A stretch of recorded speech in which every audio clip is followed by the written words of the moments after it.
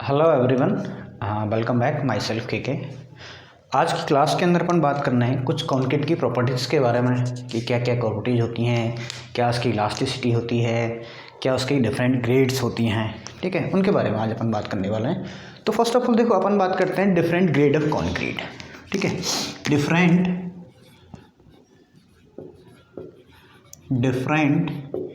Grade of concrete. कौन कौन सी different grades होती हैं। वैसे अपन नॉमिनल मिक्स और डिजाइन मिक्स के बारे में बात करी थी लास्ट लेक्चर के अंतर्गत। ठीक है, तो यहाँ पे जो भी अपन बात कर रहे हैं वो एज पर कोड कर रहे हैं। ठीक है, तो as per IS code, as per IS 456। ठीक है, इस कोडल प्रोविजन के अकॉर्डिंग बात करेंगे। तो इस कोडल प्रोविजन के अकॉर्डिंग कंक्रीट को 3 ग्रेड के अंदर तोड़ा हुआ है। ठीक है, तो कंक्रीट की मैं एक टेबल बना देता हूँ। ठीक है, एज पर दिस ग्रेड। यहाँ पे तो अपन लिख लेंगे सीरियल नंबर। यहाँ पर लिख लेंगे अपन कंक्रीट की ग्रेड, यानी कंक्रीट कौन सी है। थर्ड अपन लिख देंगे उसके यूज, या फिर कंक्रीट ग्रेड एंड यूजेस। ठीक है, इन 3 चीज़ को अपन यहाँ पे फोकस करते हैं। फर्स्ट ऑफ ऑल अपन बात करते हैं। ठीक है, कंक्रीट का नाम है ऑर्डिनरी कंक्रीट। क्या है भाई? Ordinary concrete, ordinary. ठीक है, यदि आपसे बोले ऑर्डिनरी कंक्रीट है तो वो ग्रेड कौन कौन सी रहेंगी। ठीक है, तो बेसिकली जब अपन बात करते हैं, देखो 5 और 7.5 को कंसीडर इतना नहीं किया जाता है। यदि आपकी जो ग्रेड है वो क्या है, M20 है, सॉरी M10 है।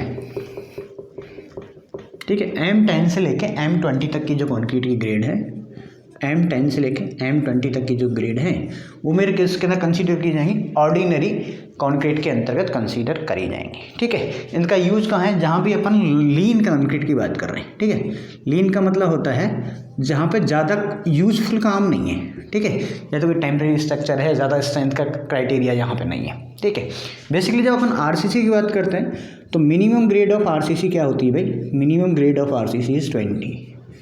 Grade of RCC is M20। ठीक है, RCC के अंदर जब भी बात करते हैं, ये जो कोड है हमारा कहता है कि मिनिमम RCC के अंदर जब बात करें तो M20 से नीचे की कंक्रीट को यूज नहीं करना है। ठीक है, तो ये तो अपना क्या हो गया, ऑर्डिनरी कंक्रीट हो गई। सेकंड अपन बात करते हैं स्टैंडर्ड कंक्रीट। सेकंड अपन बात करते हैं स्टैंडर्ड कंक्रीट, जो कि मोस्टली कंस्ट्रक्शन के अंतर्गत यूज की जाती है। स्टैंडर्ड कंक्रीट, ठीक है, इसकी जो ग्रेड रहती है वो अपनी वेरी करती है M20 से लेके M60 तक।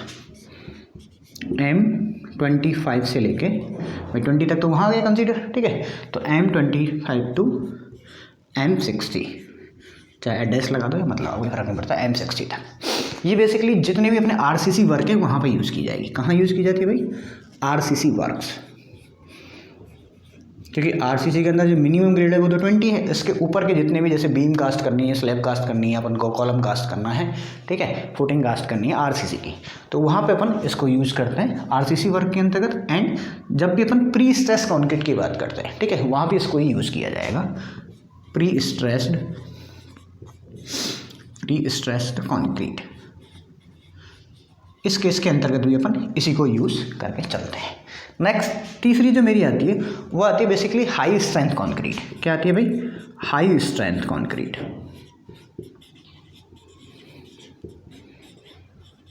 जब आपसे हाई स्ट्रेंथ कंक्रीट के बारे में बात करेगा, दैट मीन्स कि आपकी जो स्ट्रेंथ है वो उसकी क्या रहेगी, M60 से ज़्यादा रहेगी, यानी कहीं M65 से लेके M100 तक की बात करें। ठीक है, ये जो कंक्रीट की ग्रेड रहेंगी वो किसके अंदर, कैटेगरी के अंदर आएंगी, हाई स्ट्रेंथ कंक्रीट के अंदर आएंगी। ये कहाँ यूज होंगी, वेरी हाई स्ट्रेंथ वर्क, जैसे कि मेट्रो वगैरह है। ठीक है, वेरी हाई स्ट्रेंथ वर्क, वहाँ पे अपन इन हाई ग्रेड ऑफ कंक्रीट को यूज़ किया जाएगा। कई जगह प्री स्ट्रेस कंक्रीट के अंदर एंड इसके अंतर्गत भी यूज़ किया जाता है, प्री स्ट्रेस कंक्रीट के अंतर्गत भी, pre stressed concrete, pre stressed concrete. तो ये बेसिक सा हो गया कि अपन को यदि ग्रेड दे दी जाए और आपसे पूछा जाए कि मेरी ग्रेड कौन सी है, मतलब टाइप क्या है इस कंक्रीट का, तो आप यहाँ से बता देंगे कि भाई मेरा ऑर्डिनरी है या मेरा कौन सा है। ठीक है, ये आपने यहाँ पे लिख लेना है। उसके बाद में देखो कोड ने कुछ मिनिमम क्राइटेरिया दिए हुए हैं टाइप ऑफ कंस्ट्रक्शन के अकॉर्डिंग, ठीक है, कि आपको कौन सी ग्रेड की मिनिमम क्वांटिटी वहाँ पे यूज़ करनी है, ठीक है। तो नेक्स्ट अपन डालेंगे मिनिमम ग्रेड ऑफ कंक्रीट। क्या है भाई? Minimum grade of concrete. और ये जो सारा डेटा है वो अपन किसके अकॉर्डिंग चल रहा है भाई? IS 456 के अकॉर्डिंग ही चल रहा है।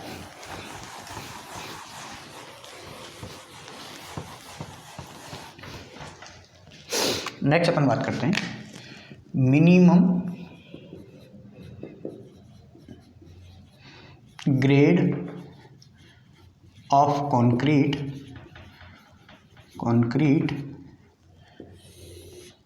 एज पर IS 456, ठीक है। जैसे नॉमिनल मिक्स की अपन ने बात करी सबसे पहले, तो देखो नॉमिनल मिक्स के अंदर कौन कौन सी कंक्रीट थी भाई? Nominal mix.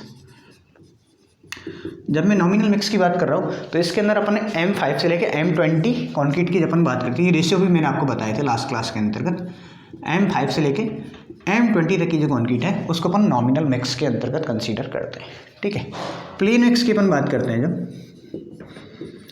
प्लेन मिक्स जो प्रिपेयर किया जाता है वो बेसिकली M15 से लेके M25 तक प्रिपेयर कर लिया जाता है, M25 तक, ठीक है। नेक्स्ट अपन बात करते हैं RCC, ठीक है। Most of the work RCC के जो किए जाते हैं वो अपने M25 से लेके 40 तक, ठीक है। वैसे तो मिनिमम ग्रेड 20 है तो 20 भी लिख सकते हैं। M20 से लेके M40 तक RCC वर्क किए जाएंगे, ठीक है। अब देखो प्री स्ट्रेसिंग जो है, प्री भी दो तरह की होती है। एक होती है जिसके अंदर प्री टेंशन, यानी पहले बार को टेंशन किया जाता है, उसके बाद कंक्रीट कास्टिंग की जाती है। एक पहले कंक्रीट को कास्ट कर दिया जाता है, उसके बाद उसको टेंशन दिया जाता है, उसको अपन कहते हैं पोस्ट टेंशनिंग, ठीक है।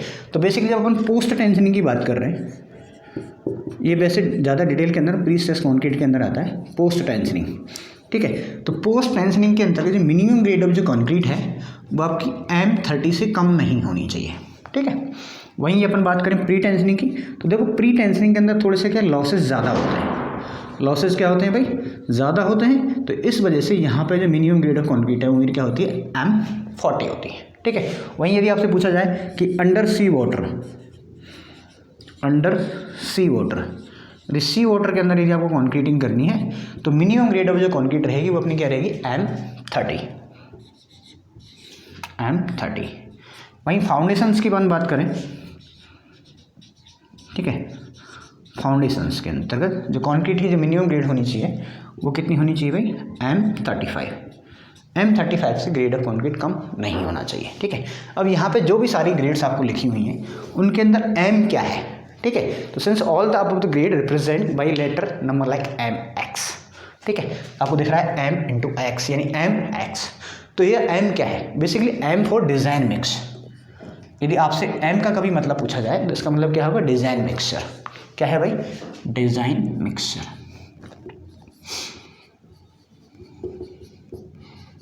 ठीक है। और जो भी पीछे वैल्यू लिखी हुई है MX, जैसे इसको मैं रिप्रेजेंट कर देता हूँ M × X, तो यहाँ M का मतलब तो क्या हो गया? डिजाइन मिक्स हो गया। और X का मतलब क्या होता है? Characteristic strength of concrete. X is क्या है? Characteristic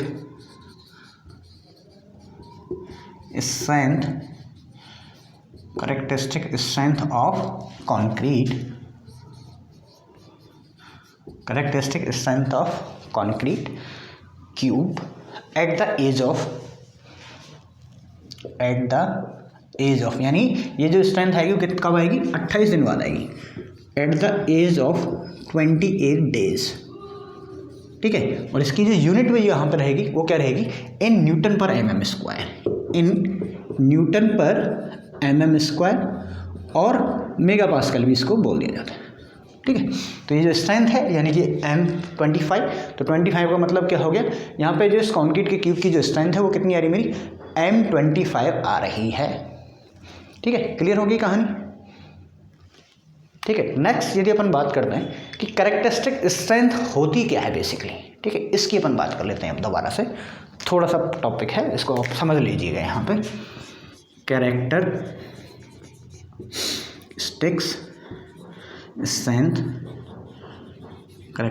strength of concrete cube. अब कैरेक्टरिस्टिक स्ट्रेंथ की ही बात कर रहे हैं, इसको बेसिकली कैसे कंसीडर किया जाता है, ठीक है। यदि मैं इसकी डेफिनेशन की बात करूं तो देखो सबसे पहले तो अपन को ये याद रखना है कि ये जो स्ट्रेंथ है वो क्या है 28 डेज बाद ही है, ठीक है, 28 डेज बाद ही है। और ये जो स्ट्रेंथ है, ठीक है, यदि आपसे कभी भी डेफिनेशन पूछे जाए, इसको बेसिकली जो रिप्रेजेंट किया जाता है वो किया जाता है FCK से, ठीक है। किससे रिप्रेजेंट किया जाता है भाई? FCK से, यानी कि कैरेक्टरिस्टिक स्ट्रेंथ, ठीक है। तो it is the strength below, definition की बात करें तो it is the strength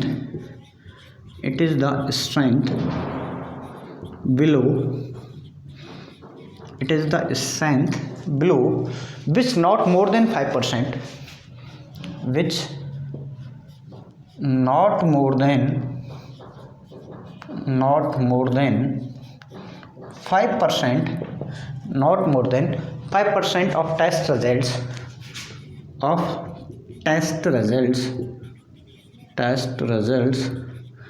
are expected to fail,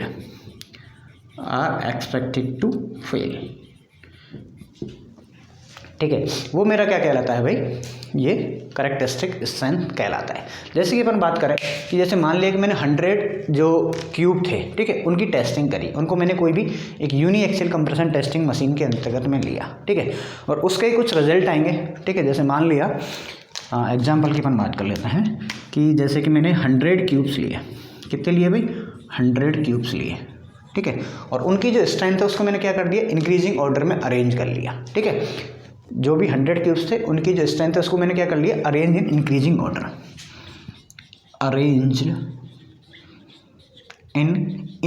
order, जो भी स्ट्रेंथ आई इंक्रीजिंग ऑर्डर के अंदर उनको मैंने अरेंज कर लिया। जैसे मैं लिख देता हूँ यहाँ पे, जैसे कोई टेस्ट सैंपल इसके रिजल्ट 50 आई, किसी की 26 आई, मैं अरेंज मैनर के अंतर्गत लिख रहा हूँ, ठीक है। 26.5 आ गई, 27 आ गई, 28 आ गई, 28.5 आ गई, ठीक है, 29 कर देते हैं, 29 आ गई, 29.5 आ गई, 30 आ गई, 31 आ गई, ठीक है, 31.5 आ गई। इस तरह से कुछ भी स्ट्रेंथ है जो उसकी आई हुई है, ठीक है। तो इसमें अपन को क्या देखना है? पहली 5 वैल्यू को हटा देना है। बेसिकली क्या है? पहली 5 वैल्यू को हटा दिया। जैसे कि मैं बात करूँ यहाँ से 1st, 2nd, 3rd, 4th, 5th, 6th, ठीक है। तो ये जो स्ट्रेंथ है बेसिकली ये होनी चाहिए मेरी क्या? कैरेक्टरिस्टिक स्ट्रेंथ होनी चाहिए, ठीक है। ये क्या होनी चाहिए? मेरी कैरेक्टरिस्टिक स्ट्रेंथ होती नहीं। लेकिन जब भी अपन बात करते हैं FCK की, FCK represents only in multiple of 5, 5 के मल्टीपल में अपन को कैलकुलेट करना है। तो 5 के मल्टीपल में तो भैया तो 30 आएगा, तो 30 से कम तो ज़्यादा सैंपल फेल हो गए। तो दैट मीन्स यहाँ पे FCK क्या होगी? हैंस FCK इज इससे पहले वाली, यानी कि 25, ठीक है, चाहे इससे एक भी सैंपल मेरा कम स्ट्रेंथ का नहीं हो। तो मेरी क्या हो जाएगी? FCK यहाँ पे 25 Nm² हो जाएगी, ठीक है। हो सकता है यदि आप 25 या 30 यहाँ पे बीच में होता तो अपन 30 कंसीडर कर लेते, लेकिन देखो ज़्यादा की तरफ नहीं जाएंगे, कम की तरफ ही जाएंगे। अपन मान के क्या चलेंगे? स्ट्रेंथ मेरी कम है, एक तरह से अपन क्या लेंगे? फैक्टर ऑफ सेफ्टी को यहाँ पे अपन कंसीडर करके चलेंगे। तो आई थिंक आपको ये FCK का भी क्लॉज समझ में आ गया होगा ये क्या होती है, ठीक। डिजाइन मिक्स की अपन बात करी, मिनिमम ग्रेड ऑफ कॉन्क्रीट की यहाँ पे बात करी, ठीक है। अब मैं इसको मिटा देता हूँ। तो अब नेक्स्ट अपन बात करते हैं टेस्टिंग की बेसिकली। तो देखो जब भी अपन कंप्रेसिव स्ट्रेंथ टेस्ट करते हैं, क्या करते हैं भाई? कंप्रेसिव स्ट्रेंथ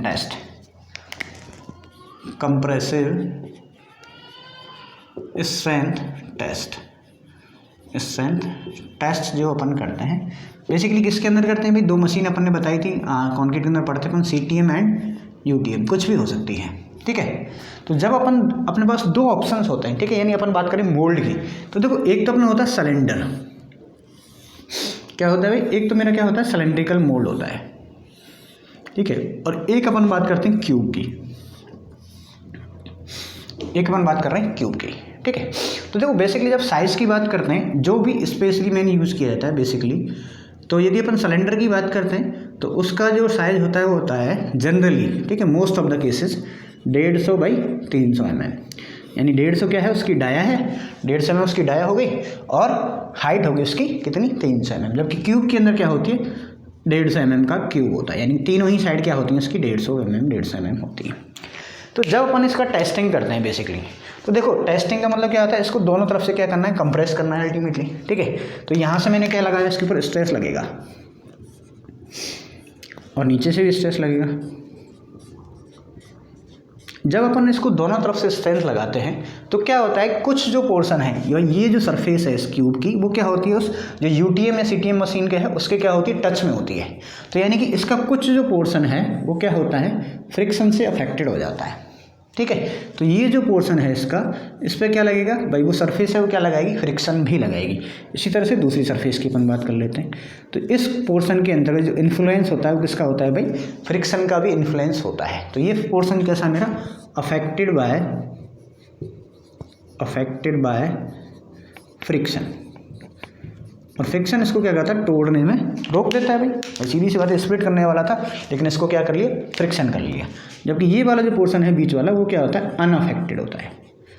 ये बीच वाला पोर्शन क्या होता है मेरा, अनअफेक्टेड बाय फ्रिक्शन होता है, ठीक है। वहीं यदि मैं क्यूब के केस के अंतर्गत करता हूँ तो देखो क्यूब में भी अपन लोड उसी तरह से लगाएंगे। तो इसके अंदर जो मोस्ट ऑफ द जो पोर्शन है वो क्या हो जाता है, फ्रिक्शन का अफेक्ट हो जाता है, ठीक है। तो ये जो पोर्शन है बेसिकली यहाँ से यहाँ तक का, ये जो पोर्शन है वो इसका क्या हो जाता है, फ्रिक्शन से अफेक्टेड हो जाता है, ये वाला पोर्शन सारा ही, ठीक है। तो मोस्ट ऑफ द केसेस के अंदर क्या हो जाता है, अफेक्टेड बाय फ्रिक्शन पोर्शन होता है, अफेक्टेड बाय फ्रिक्शन। तो यदि ये फ्रिक्शन हो गया, इसकी वजह से क्या हो जाता है, कन्फाइनमेंट हो जाता है। क्या बोलते हैं भाई, कन्फाइनमेंट। यानी कि ये यहाँ से जो क्यूब है टूटना चाह रहा था, लेकिन क्या किया, फ्रिक्शन की सरफेस ने इसको क्या कर लिया, पकड़ लिया यहाँ पे, ठीक है। इस सरफेस ने इसको पकड़ लिया तो इसकी जो स्ट्रेंथ है वो क्या हो जाएगी, हायर हो जाएगी एज कंपेयर टू सिलेंडर, ठीक है। तो जब भी अपन बात करते हैं यूनी एक्सियल स्ट्रेंथ की, ठीक है, जब भी किसी भी शेप का यदि कैलकुलेट किया जाए तो ये इसके अंतर्गत जो रिजल्ट्स हैं वो ज़्यादा एक्यूरेट आते हैं, क्योंकि इसके अंदर जो कन्फाइनमेंट की प्रॉब्लम है वो थोड़ी कम होती है एज कंपेयर टू क्यूब, ठीक है। तो एक्चुअली अपन को कौन सा यूज़ करना चाहिए, ये वाला, ठीक है। इंडिया के अंदर ज़्यादातर क्यूब रिजल्ट किए जाते हैं, जबकि अमेरिकन सोसाइटी वगैरह है वो सारे टेस्ट रिजल्ट्स हैं वो सिलेंड्रिकल के अकॉर्डिंग ही मान के चलती है, ठीक है। हालांकि अपन भी अब सिलेंड्रिकल टेस्ट करते हैं, ऐसा नहीं है अपन लेबोरेटरी के अंदर करते नहीं, अपन भी करते हैं, ठीक है। तो जब अपन बात करें सिलेंडर की, तो बेसिकली सिलेंडर है उसके रिजल्ट्स क्या है, मोर एप्रोप्रिएट हैं, बिकॉज इफेक्ट है जो फ्रिक्शन का वो क्या है, मशीन प्लेट के अंदर ऑलमोस्ट कम है, जीरो के लगभग है, क्योंकि इतना ही सरफेस तो है, जबकि इसके अंदर मोस्ट ऑफ द पोर्शन क्या है, अफेक्टेड होता है, ठीक है। तो जैसे जैसे अपन बात करेंगे uniaxial compression strength test machine के अंतर्गत जो भी डेटा है वो शेप के अकॉर्डिंग किया जाए, सिलेंडर की डायमेंशंस क्या ली जाती हैं वो भी मैं यहाँ पे बता देता हूँ, ठीक है। यदि मैं बात करूँ क्यूब की डायमेंशंस की, पहले तो एक लाइन अपन लिख लेते हैं कौन से के रिजल्ट बेहतर है, ठीक है। तो cylinder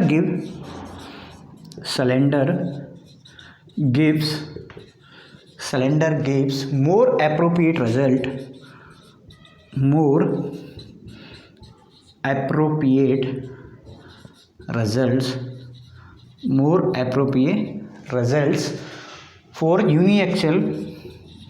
for uniaxial compressive strength,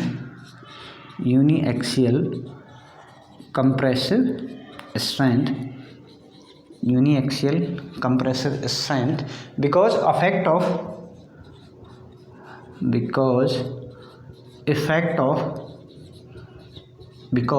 effect of friction between machine plates,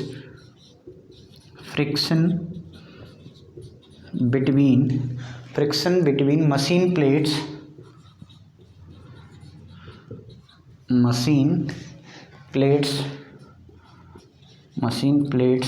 and specimen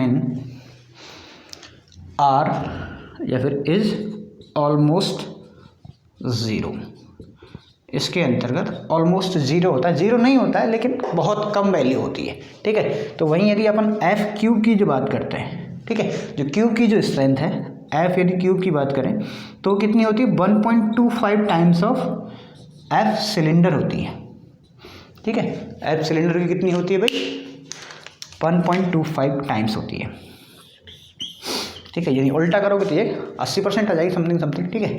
तो जैसे जैसे क्यूब और सिलेंडर की साइज़ को क्या किया जाएगा, हायर की मतलब छोटा किया जाएगा, तो स्ट्रेंथ उतनी ही ज़्यादा हो जाएगी, क्योंकि कन्फाइनमेंट की वैल्यू क्या हो जाती है, बढ़ती हुई चली जाती है। वहीं अपन अब जब साइज़ की बात करें, बेसिक जो कोडल प्रोविज़न है, कोडल प्रोविज़न क्या कहता है कि यदि आप यूनिएक्सल कंप्रेशन टेस्ट कर रहे हो, ठीक है, तो कोई भी शेप का है तो उसके अंदर क्यूब की या फिर जो सिलेंडर है उसके डायमेंशंस क्या होने चाहिए, ठीक है। तो यूनिएक्सियल का मतलब क्या होता है, सिर्फ एक ही एक्सिस से, यानी एक्स एक्सिस से ही लोड लगा रहे हैं, तीनों तरफ से नहीं लगा रहे, वो ट्राई एक्सियल हो जाता है, दो एक्सियल लगाते हो बाई एक्सियल हो जाता है, सिर्फ एक एक्सिस से, यानी सिर्फ ऐसे ही दबा रहे, पर साइडों से कोई भी लोड नहीं लगा हुआ है, ठीक है।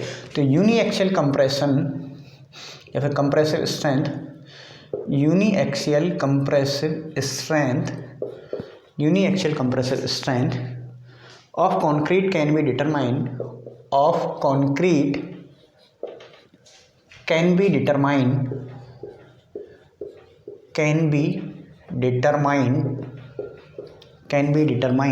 by any shape, शेप चाहे कैसी भी हो आप निकाल तो सकते ही हो, ठीक है। चाहे आपकी क्यूब हो, सिलेंडर हो, ठीक है, ट्रेपेजियम हो, किसी भी तरह की हो, उसकी भी आप स्ट्रेंथ निकाल सकते हैं, लेकिन मोस्ट ऑफ द केसेस अपन क्या यूज करते हैं, क्यूब एंड सिलेंड्रिकल स्पेसिमेन करते हैं। यहाँ पर मैं आपको बता देता हूँ क्यूब के डायमेंशंस क्या लेते हैं, ये डिपेंड करता है बेसिकली साइज ऑफ एग्रीगेट के ऊपर, ठीक है। वहीं सिलेंडर के डायमेंशन इसके कंपैरिजन में सिलेंडर या फिर सिलेंड्रिकल कह सकते हो, ठीक है। सिलेंडर डायमेंशन, ठीक है। देखो जब आपके साइज ऑफ जो एग्रीगेट है वो क्या है, लेस देन, या फिर अपन पहले बात कर लेते हैं ग्रेटर देन, यदि एग्रीगेट की जो साइज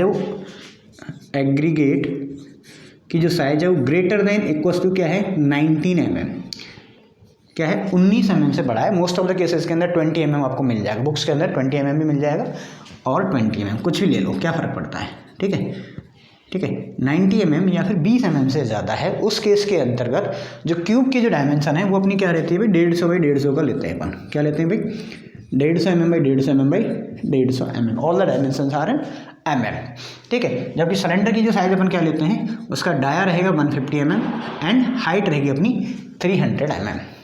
वही यदि मेरी एग्रीगेट की जो साइज है वो क्या हो, मैक्सिमम साइज ऑफ एग्रीगेट है वो कितना है 19 mm से कम है, तो उस केस के अंतर्गत आप 150 mm क्यूब की बजाय क्या लेंगे, 100 mm बाई 100 mm का क्यूब ले लेंगे, ठीक है। वहीं सिलेंड्रिकल साइज की अपन बात करें तो उसका भी डाया कितना रहेगा 100 और हाइट कितनी रहेगी 200 mm। बेसिकली सिलेंड्रिकल की जो डायमेंशन है वो डेप्थ अपॉन हाइट यदि अपन करते हैं तो अप्रोक्सीमेटली आधा होता है, ठीक है।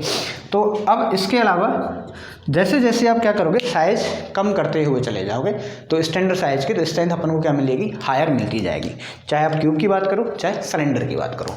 क्यूब और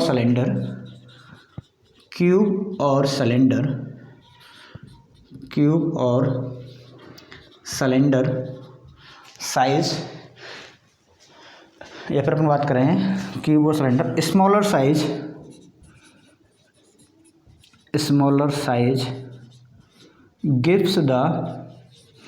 gives higher strength as compared to standard size, gives higher strength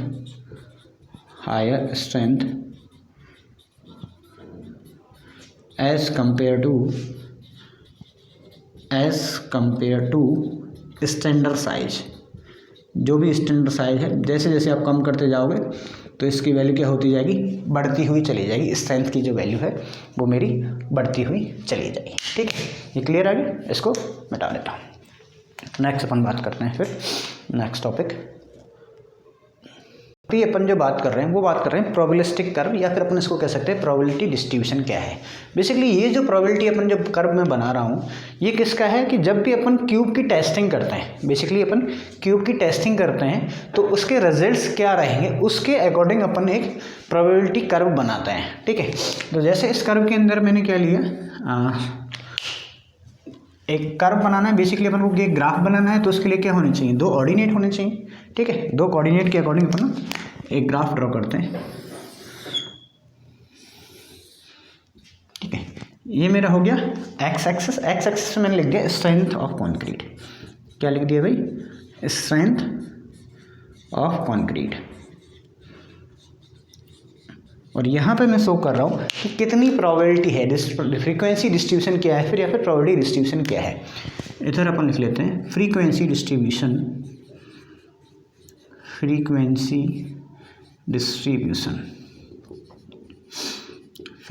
distribution, या फिर अपन कह सकते हैं प्रोबेबिलिटी डिस्ट्रीब्यूशन और प्रोबेबिलिटी डिस्ट्रीब्यूशन। और ये किसकी प्रोबेबिलिटी है भाई?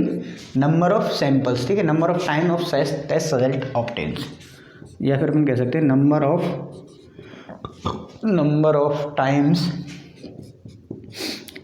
Of times test result obtained,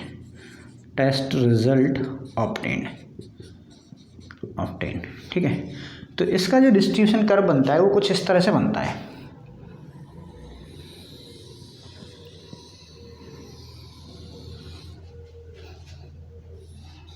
ठीक है। ये जो कर्व है कुछ इस तरह का बना, ठीक है। तो इसके अंतर्गत जो ज़्यादातर जो वैल्यूज़ हैं भाई, अपना जो मीन रहता है उसको अपन क्या कह देते हैं? ये मीन हो जाएगा, ठीक है। तो दिस इज द मीन, यानी कि FM, यानी कॉन्क्रीट की जो मीन स्ट्रेंथ आई, जो ज़्यादातर जो रिजल्ट्स है वो उसके आसपास आए, ठीक है। यहाँ पे अपन बात करी थी करेक्टरिस्टिक स्ट्रेंथ, ठीक है। तो करेक्टरिस्टिक स्ट्रेंथ क्या आती है? जिसके अंदर 5% जो सैंपल्स हैं वो यदि इससे बिलो है, ये मेरा क्या हो जाएगा भाई? FC के, ठीक है। क्योंकि ये जो एरिया है वो क्या है मेरा? 5% है मात्र, क्या है भाई? 5%। जब 5% टेस्ट रिजल्ट हैं वो इससे वैल्यू कम है, तो जिससे मोर देन मतलब 5% रिजल्ट फेल नहीं होते हैं उसको अपन क्या कह देते हैं? करेक्टरिस्टिक स्ट्रेंथ कह देते हैं। और यदि यहाँ से आपको ये जो वैल्यू निकालनी है बेसिकली, ठीक है, तो ये जो वैल्यू होती है वो क्या होती है? मीन में से यदि FCK को माइनस कर दिया जाए, ठीक है, मीन में से क्या कर दिया जाए? FCK को माइनस कर दिया जाए तो ये वैल्यू आ जाएगी। और यदि आपको FCK निकालनी है तो ये वैल्यू क्या आ जाएगी? FM minus 1.646 sigma. कई बार जगह इसको 1.65 भी लिख देते हैं, तो कई बार जगह आप इसको 1.646 भी लिख देते हैं, ठीक है। यहाँ पर ये चीज़ें क्या हैं, सबसे पहले इनको समझने की कोशिश करते हैं। बेसिकली देखो FM तो क्या हो गया? मीन स्ट्रेंथ हो गई। What is FM? FM is mean strength, यानी कि जो भी अपन ने क्यूब कास्ट किए थे उनकी मीन स्ट्रेंथ कितनी आई, वो FM है, ठीक है। FCK क्या है भाई? करेक्टरिस्टिक स्ट्रेंथ है, ये अभी मैं आपको बता चुका हूँ, करेक्टरिस्टिक स्ट्रेंथ हो गई, ये मेरी करेक्टरिस्टिक स्ट्रेंथ हो गई, ठीक है। नेक्स्ट, यदि आपको FM निकालना है, यदि आपको FCK है तो आप कैसे निकालेंगे भाई? FM equals to FCK plus 1.646 sigma, ऐसे निकाल सकते हो आप, सिंपल है, ठीक है, कोई दिक्कत नहीं है ना यहाँ पे FM निकालने के लिए। वही FCK निकालना है तो इसको इधर करके इधर माइनस कर देंगे। तो ये बेसिकली क्या होता है? प्रोबेबिलिटी डिस्ट्रीब्यूशन कर्व होता है। अब इसके अंदर सिग्मा क्या है? बेसिकली देखो सिग्मा क्या होता है? स्टैंडर्ड डेविएशन होता है। क्या होता है भाई? Standard deviation. सिग्मा क्या है मेरा? स्टैंडर्ड डेविएशन है, जो किसके ऊपर डिपेंड करेगा? Grade of concrete, depends upon grade of concrete. ये कॉन्क्रीट की ग्रेड के ऊपर क्या करता है भाई? डिपेंड करता है मेरा क्या? स्टैंडर्ड डेविएशन, ठीक है। तो अब यदि आपको कुछ टेस्ट सैंपल के रिजल्ट्स दिए हुए हैं तो आप उसको वहाँ से भी निकाल सकते हो भाई। स्टैंडर्ड डेविएशन जो होता है वो बेसिकली क्या होता है? वो वेरिएंस का अंडर रूट होता है, ठीक है। आप चाहो तो इसको ऐसे भी लिख सकते हो, sigma equals to root of variance, ठीक है, रूट ऑफ वेरिएंस। और ये क्या होता है? वेरिएंस की वैल्यू क्या होती है? यदि आपके पास टेस्ट रिजल्ट्स हैं तो this is root of variance. Variance क्या होता है? समेशन ऑफ मीन से कितना डिफरेंस रहा उस वैल्यूज का, उसका स्क्वायर, ठीक है। मीन से उसकी वैल्यूज का क्या डिफरेंस रहा, तो x1 इंटू xi कर देता हूँ। यदि आपके पास बहुत सारा डेटा है x1 x2 x3, तो अपन क्या करेंगे? जो भी x1 x2 इनका मीन वैल्यू आएगा उस मीन वैल्यू में से इसका डिफरेंस, उसका स्क्वायर डिवाइड बाई n-1, ठीक है। n क्या है? नंबर ऑफ सैंपल्स हैं आपके, ठीक है। अब बात करते हैं कोड के ऊपर, यानी ग्रेड के ऊपर कैसे डिपेंडेंस करता है। तो value of standard elevation, values of standard deviation, standard deviation, standard deviation की वैल्यूज़ कैसे डिपेंड करती हैं वो मैं यहाँ पे लिख देता हूँ। यदि यहाँ पे तो लिख देते हैं अपन ग्रेड, ठीक है, और यहाँ लिख देते हैं सिग्मा की वैल्यू। यदि आपकी जो कंक्रीट की जो ग्रेड है वो क्या है मेरी M10 to M15 है, तो उसके लिए जो सिग्मा की जो वैल्यू है, स्टैंडर्ड डेविएशन की जो वैल्यू होती है मोस्टली वो कोड के अकॉर्डिंग कितनी होती है 3.5 न्यूटन पर mm स्क्वायर, ठीक है। तो डेविएशन कितना होगा इसका 3.5 न्यूटन पर mm स्क्वायर। वहीं यदि आपकी कंक्रीट की जो ग्रेड है वो क्या है M20 एंड M25 है। ये वैल्यूज़ डायरेक्टली एग्जाम्स के अंदर पूछी जाती हैं कि स्टैंडर्ड डेविएशन की वैल्यू क्या होती है, M20 to M25 है, तो दैट वैल्यू इज़ 4 न्यूटन पर mm स्क्वायर। और यदि इससे हायर ग्रेड का है, ठीक है, यदि मेरा क्या है M30 एंड अबव है, M30 एंड अबव यदि है तो उस केस के अंदर स्टैंडर्ड डेविएशन की वैल्यू कितनी ले जाती है भाई 5 न्यूटन पर mm स्क्वायर ले ली जाती है, ठीक है। तो ये छोटी सी टेबल आपको याद कर लेनी, सिंपल है, ऐसा कुछ है नहीं इसके अंतर्गत, ठीक है। M10 और 15 के लिए जो वैल्यू है वो 3.5 है, 20 to 25 4 न्यूटन पर mm स्क्वायर है, एंड 13 अबव के लिए क्या है मेरा 5 न्यूटन पर mm स्क्वायर है, ठीक है। इसके अलावा कोड ने कुछ क्लॉजेस दिए हुए हैं जो कि एक्सेप्टेंस क्राइटेरिया है अपना, ठीक है, कि किस क्राइटेरिया के अकॉर्डिंग आपको ये जो रिजल्ट्स हैं यदि वो एक लिमिट से ज़्यादा आ रहे हैं तो उनको कैसे एक्सेप्ट करना है या नहीं करना है, ठीक है। तो पहले मैं इसको मिटा देता हूँ, उसके बाद लिखता हूँ एक्सेप्टेंस क्राइटेरिया ऑफ कंक्रीट।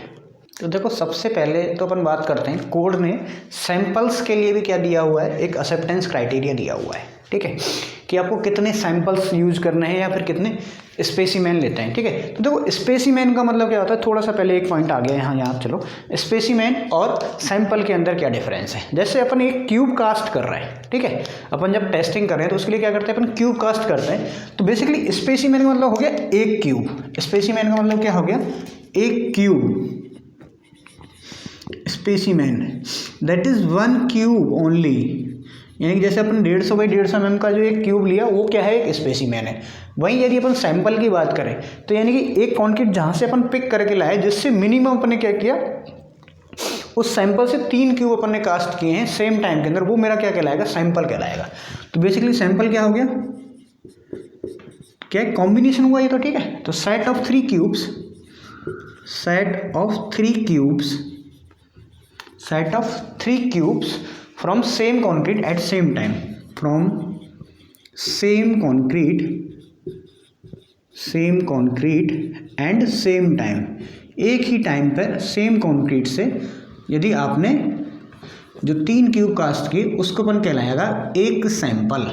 यदि आपको दिया जाए कि भाई आपसे पूछा जाए कितने सैंपल आपको कास्ट करने चाहिए, कितने सैंपल की टेस्टिंग करनी चाहिए, तो कोड क्या कहता है कि यदि आपका क्वांटिटी ऑफ सैंपल की बात करें, ठीक, कितनी क्वांटिटी में कंक्रीट है और उससे कितने आपको सैंपल लेने चाहिए, quantity of concrete, quantity of concrete की अपन बात कर लेते हैं। तो बेसिकली यदि कंक्रीट ऑफ क्वांटिटी और यहाँ पे लिखेंगे number of samples, number of sample, कितने सैंपल आपको लेने चाहिए। यदि आपकी कंक्रीट जो क्वांटिटी है वो मेरी क्या है 1 से लेके 5 मीटर क्यूब तक है, यदि इतनी कंक्रीट है तो आप उसमें से आप एक सैंपल ले सकते हो भाई, एक सैंपल यानी कि 3 क्यूब उसमें से एटलीस्ट कास्ट करने पड़ेंगे। वहीं यदि आपकी क्वांटिटी क्या है 6 से लेके 15 मीटर क्यूब तक है, ठीक है, यदि आपकी क्वांटिटी क्या है 6 से लेके 15 मीटर क्यूब है तो आपको मिनिमम 2 सैंपल वहाँ से लेने पड़ेंगे, ठीक है। यदि आपकी क्वांटिटी है वो 16 से लेके 30 मीटर क्यूब तक है, कितनी है भाई 16 से लेके 30 मीटर क्यूब है, तो उस केस में आपको मिनिमम सैंपल है वो 3 लेने पड़ेंगे।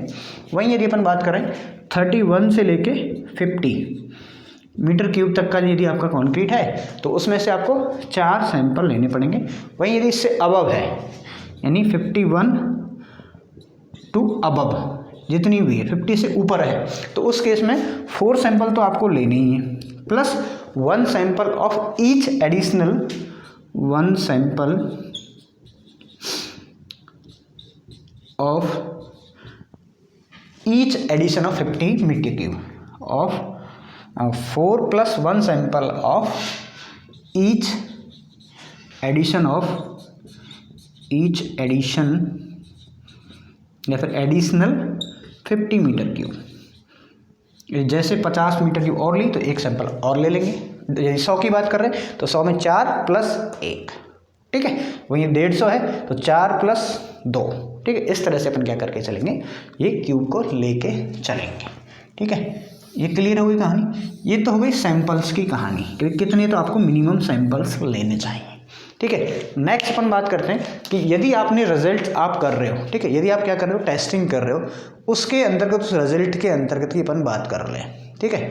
यदि कॉन्क्रीट के रिजल्ट्स की बात करें तो यदि मेरा, अब देखो कोड कौन सा है अपना, वही रहेगा। जब मैं बात कर रहा हूँ तो किसकी बात कर रहा हूँ, एज पर IS 456 के अकॉर्डिंग ही बात कर रहे हैं अपन, ठीक है। As per IS code concrete can be accepted, concrete can be accepted if, कब एक्सेप्ट करेंगे अपन, इसकी बात करते हैं कि यदि आपने जो कंक्रीट की जो स्ट्रेंथ ली है, ठीक है, तो all concrete greater than 15 grade and above and average strength of 4 own non overlapping conjugative samples had not be less than maximum of the following, ठीक है। आपको सबसे पहले तो 15 mm की ग्रेड से ज़्यादा की कंक्रीट लेनी है और एवरेज स्ट्रेंथ है, वो क्या क्लॉज है वो मैं लिख देता हूँ यहाँ पे, ठीक है। तो for all concrete greater than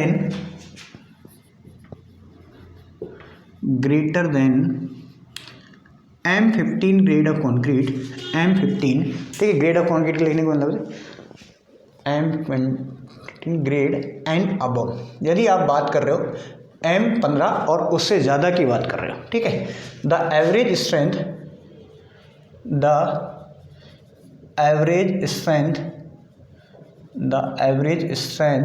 of 4 non-overlapping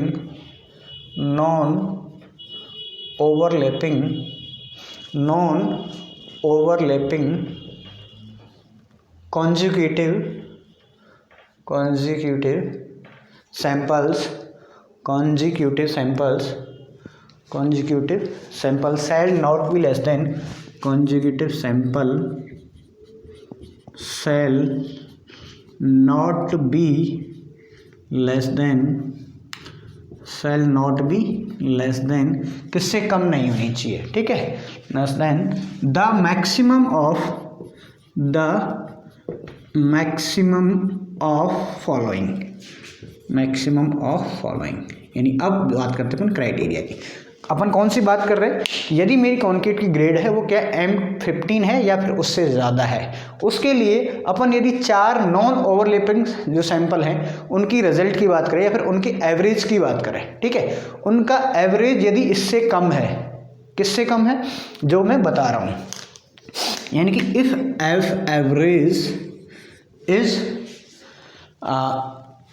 minimum लेना है, ठीक, क्या लेना है,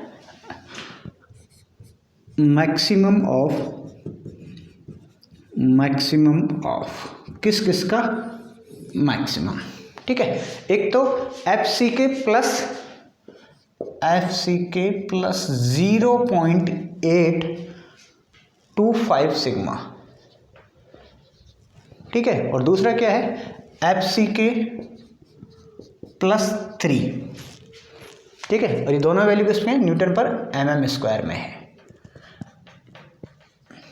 यदि इसका जो एवरेज है, यानी कि जो 4 टेस्ट सैंपल जो अपन ने लिए, ठीक है, उनका जो एवरेज है वो यदि FCK प्लस ये वैल्यू और FCK प्लस 3 वैल्यू, इन दोनों में से जो भी मैक्सिमम है उससे यदि कम आया तो उस टेस्ट सैंपल को अपन एक्सेप्ट नहीं करेंगे। क्लियर हो गया कहानी भाई। अपन क्या निकालेंगे, जो भी अपनी स्ट्रेंथ है उसमें FCK प्लस 8.24 सिग्मा है, ठीक है, सिग्मा स्टैंडर्ड डेविएशन, ये वैल्यू निकाली, ये वैल्यू निकाली, इन दोनों में से जो भी वैल्यू मैक्सिमम निकली, उस मैक्सिमम से यदि 4 का एवरेज कम आया तो उस टेस्ट रिजल्ट को क्या कर दिया जाएगा, डिस्कार्ड कर दिया जाएगा, ठीक है।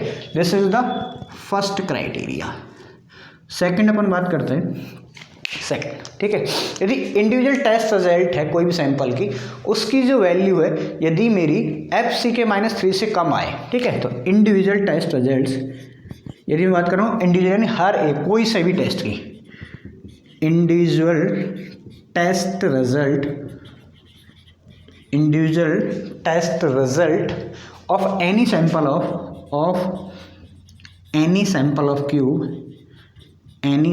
ऑफ क्यूब, यदि वैल्यू मेरी क्या हो, किससे कम हो, ITR का मतलब क्या हो गया, इंडिविजुअल टेस्ट रिजल्ट, ठीक है। यदि इसकी जो वैल्यू है वो हमेशा किससे ज़्यादा होनी चाहिए, FC(-3) Nm/mm², ठीक है, इससे ज़्यादा होनी चाहिए। यदि इससे कम है तो उस टेस्ट रिजल्ट को डिस्कार्ड कर दिया जाएगा, ठीक है। ये चीज़ भी क्लियर हो गई।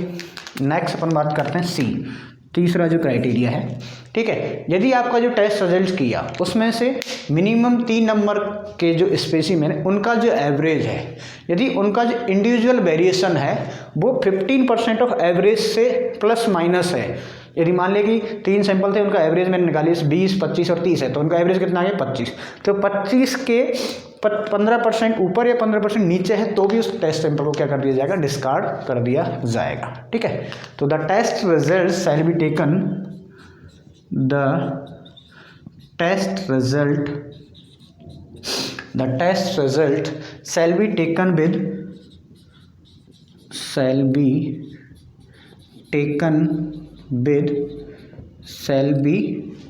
with minimum 3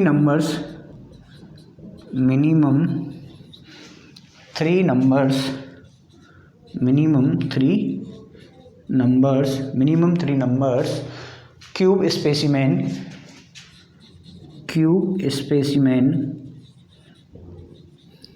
and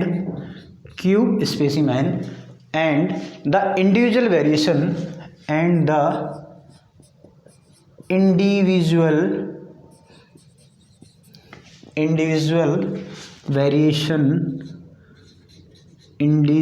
variation क्या हो, 15% से प्लस माइनस हो, ठीक है, variation in test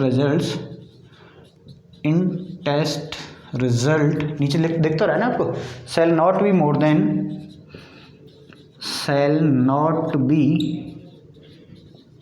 then plus minus 15% of average strength.